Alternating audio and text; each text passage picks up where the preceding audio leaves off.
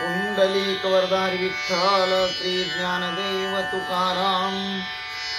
पंढरीनाथ भगवान की जय, गोपाल कृष्ण भगवान की जय, प्रभु रामचंद्र भगवान की जय, श्री राम भक्त हनुमान की जय, श्री गुरुदेव दत्त वासुदेव हरि जय जय, श्री रघुवीर समर्थ करता एकची श्री रघुनंदनम।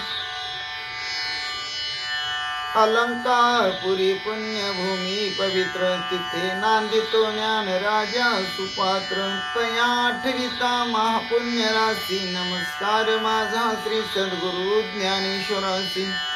सहजाती सिंदूर वदनो देवो यत्पाद पंकज स्मरणम, वासर्मनिरीवतम सारसी नाशयति विघ्नम। या कुंदेंदु तुषार हरधवला, या शुभ्र वस्त्रावृता, या विनावर दंडमंडित कला, या स्वीत पद्मासन, या ब्रह्माच्युत शंकर प्रभृती विनदेवी सदा वंदिता समपातु। सरस्वती भगवती निशीस जाड्यपः, मुखं करोति वाचालं पंगुलंघयते गिरिं, यत् कृपातमः वन्दे परमानंद माधवम्।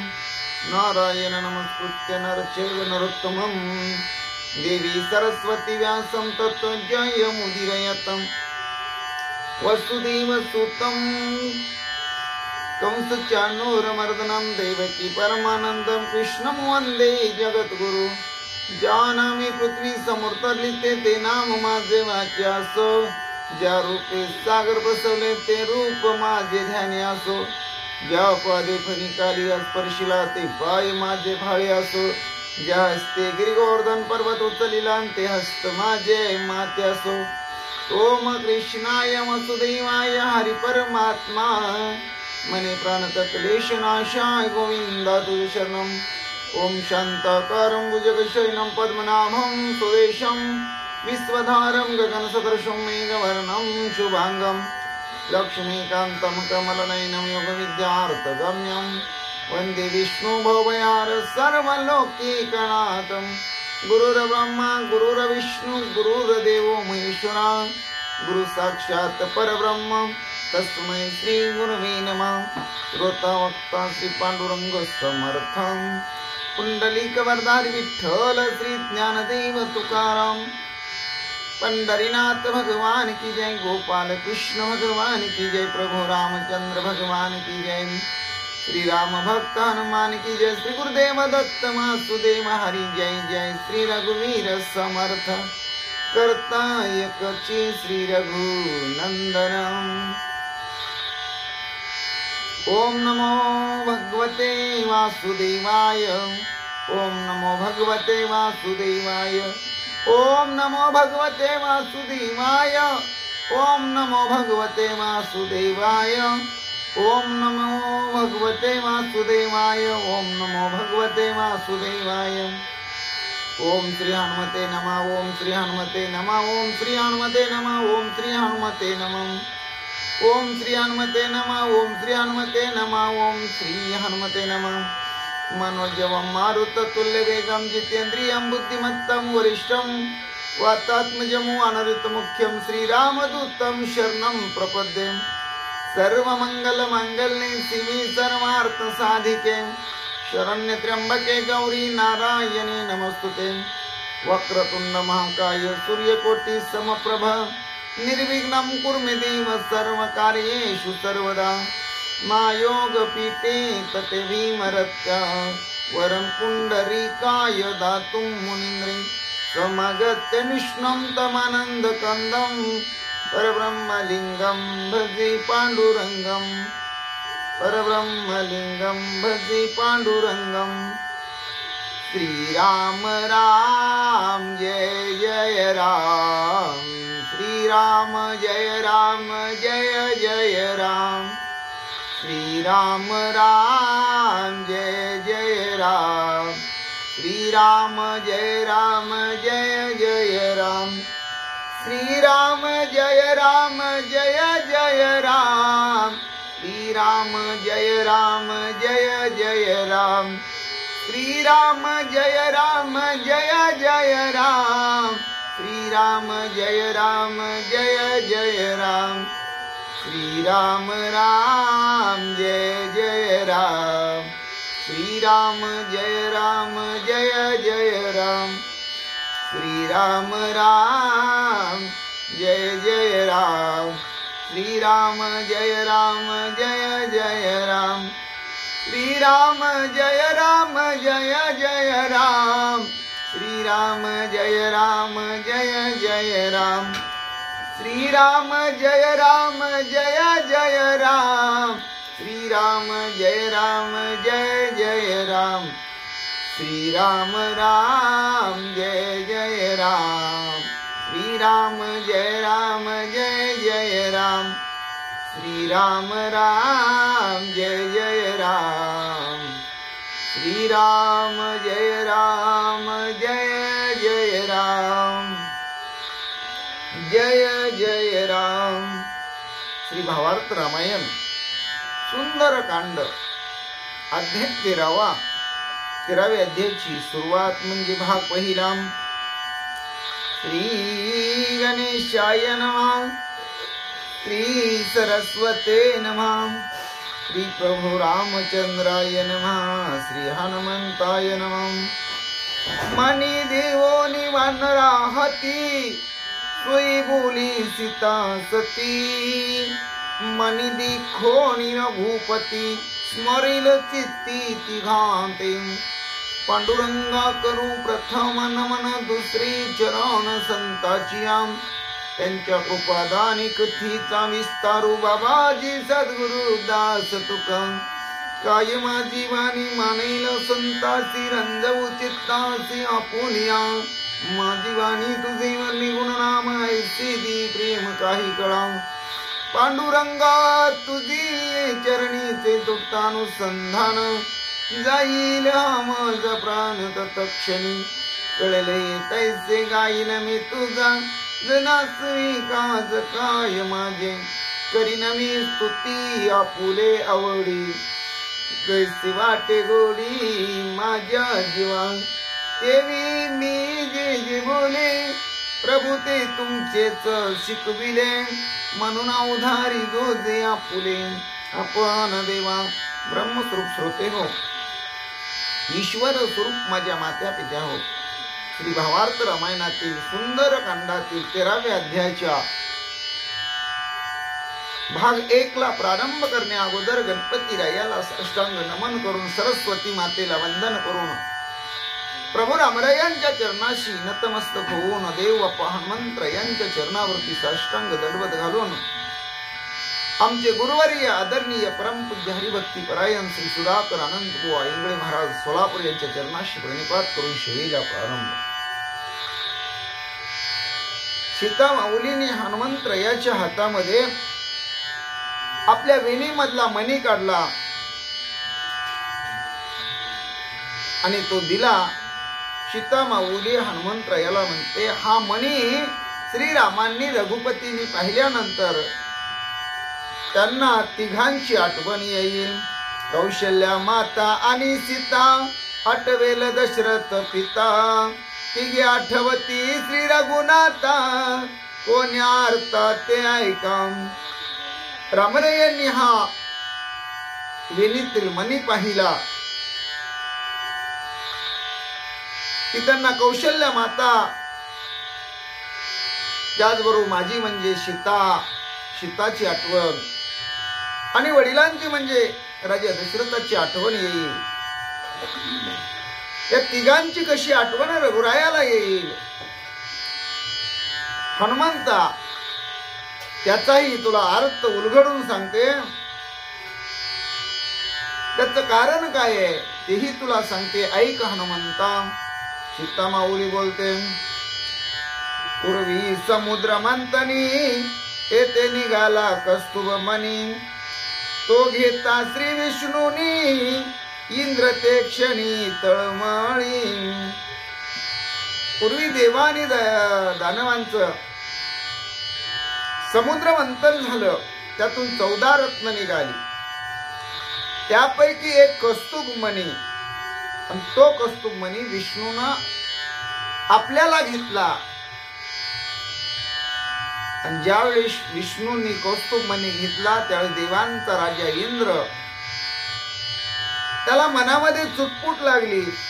तो तळमळ करू लागला की हा मणी आपल्याकडे असावा, पण तो भगवान महाविष्णूंनी आपल्याकडे ठेवला. ब्रह्मशापाच्या शापोक्ती सिंधू निमग्न सर्व संपत्ती, त्यातील कस्तुभ श्रीपती माझा मज प्रती देई जय. ब्रह्मदेवाच्या शापानं सर्व संपत्ती इंद्राची समुद्रात बुडली होती आणि त्या संपत्तीतलाच एक असणारा कस्तुभ मणी होता. आणि इंद्रदेव भगवान विष्णूंना म्हणतो तो कस्तुभ मणी माझा मला द्या. इंद्राने मागे करणी ग्लानी, विष्णू त्यास दे फणी मणी बदलोनी. इंद्रे देखताची नयनी, केला कंठमणी अल्लादे. इंद्रदेवानं विष्णू भगवंताची स्तुती केली, प्रार्थना केली, विनंती केली. त्यावेळेस विष्णू भगवंतांनी कस्तुभ मणीऐवजी त्याला फणीमणी हा मणी बदलून दिला. इंद्रानं तो मणी पाहिला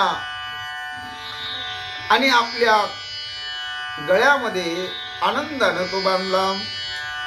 इंद्रे नमुची या युद्धाशी, साह्य केले दशरथाशी. राये निर्दाळोनी या दैत्यासी, युद्धी इंद्राशी जयो दिदला. यावेळेस स्वर्गामध्ये अमरावतीच्या ठिकाणी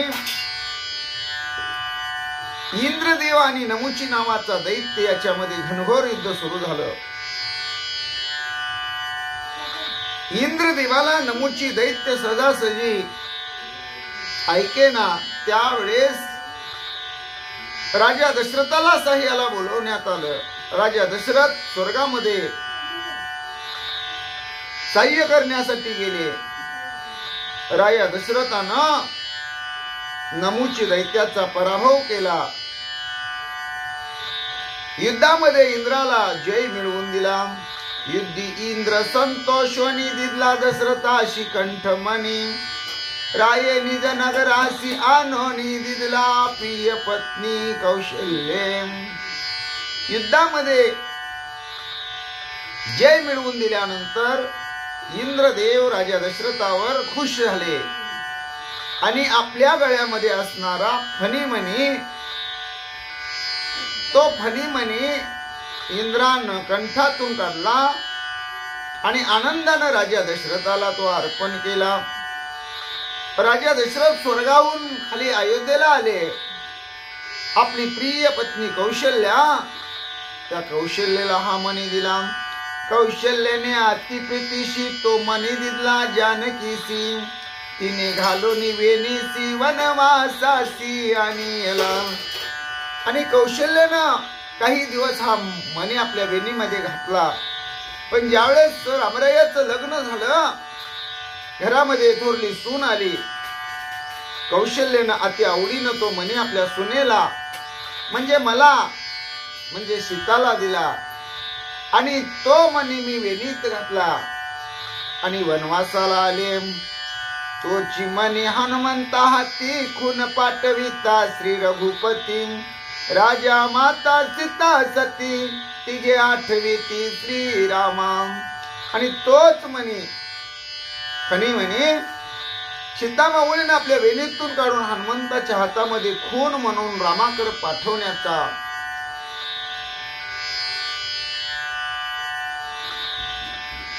जो हेतू आहे तो हेतू साध्य होणार आहे. जेव्हा हनुमंतराया सीताशुद्धीचं कार्य करून रामरायाच्या भेटीला येतील,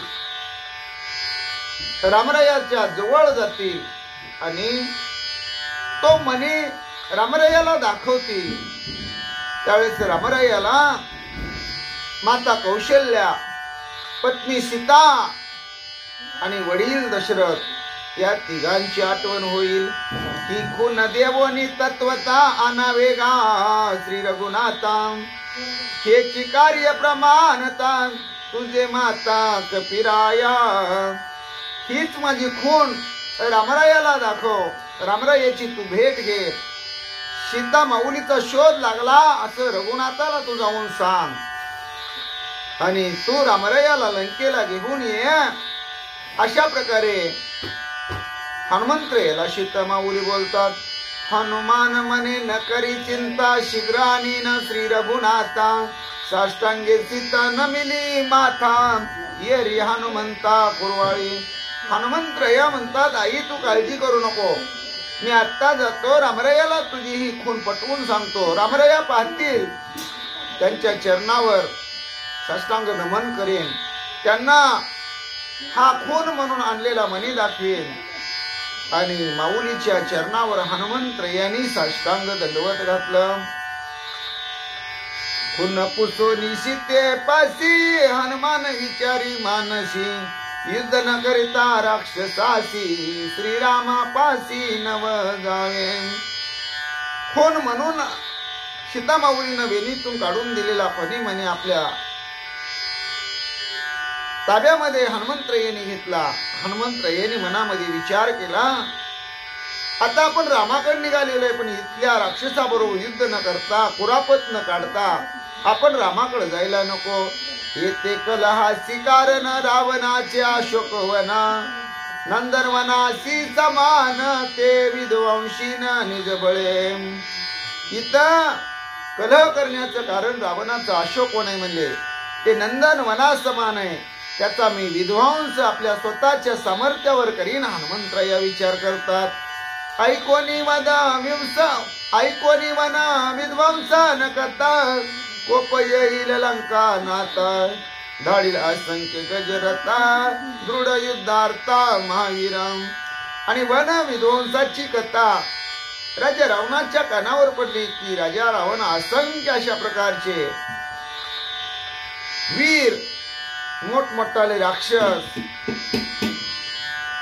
आपल्या वर चाल करण्यासाठी महावीरांना पाठवेल आणि त्यावेळेस त्यांच्या बरोबर आपण दृढ युद्ध करू हनुमंतराया विचार करतात युद्ध करावया सैन्यासी निर्दळानी त्या राक्षसांशी इंद्रजिता करोनी का साविसी श्रीरामा पासी मग जावे आणि ज्यावेळेस राजा रावण युद्ध करायला सैन्य पाठवल त्या राक्षसांना आपण त्यांचा पाडाव करून इंद्रजिताला सुद्धा कासावीस करू आणि नंतरच मग श्रीरामाच्या भेटीला जाऊ हनुमंतराया विचार करतात मारोनी राक्षसाच्या कोडी लंका करोनी कडो फोडी मग श्रीरामा पासी जाता गोडी ऐशी आवडी हनुमंता मी कोट्यावधी राक्षसांचा भुकना करीन सगळ्या लंकेमधला झाडा घेईन आणि मगच मी रामाजवळ जाईन